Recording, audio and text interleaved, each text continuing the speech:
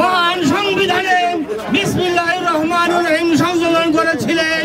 আল্লাহ রাব্বুল আলামিনের প্রতি পূর্ণ আস্থা এবং বিশ্বাসকে সংবিধানের মধ্যে রেখেছিলেন। বিসমিল্লাহ কায়েম করো, বিসমিল্লাহ কায়েম করো করেছেন। আপনারা জানেন এই বাংলাদেশ নয়, সারা পৃথিবী ব্যাপী যেই মানুষটি মহাগ্রন্থ আল কোরআনের বাণী প্রচার করেছেন আল্লামা দেলোয়ার হোসেন সাঈদী সাহেব, তাকে মিথ্যা এবং ভিত্তির মামলা দিয়ে অবৈধ ট্রাইব্যুনাল গঠন করে তাকে আজকে ফাঁসির মঞ্চে দাঁড় করিয়েছে। তাই আমার এই অবৈধ ট্রাইব্যুনাল বন্ধের জন্য আমরা অতি দ্রুত পদক্ষেপ নেওয়ার জন্য আন্দোলন জানাচ্ছি।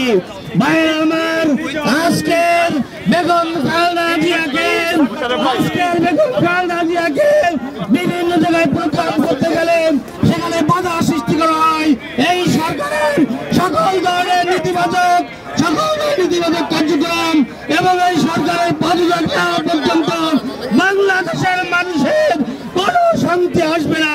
অতএব বাংলাদেশের মানুষের আশা আকাঙ্ক্ষার প্রতিফলন সেই কেয়ারটেকার সরকারের অধীনে আগামী নির্বাচনের দাবি জানিয়ে এবং সকলকে ধন্যবাদ জানিয়ে আমি আমার বক্তব্য এখানে শেষ করছি। খুদা হাফেজ।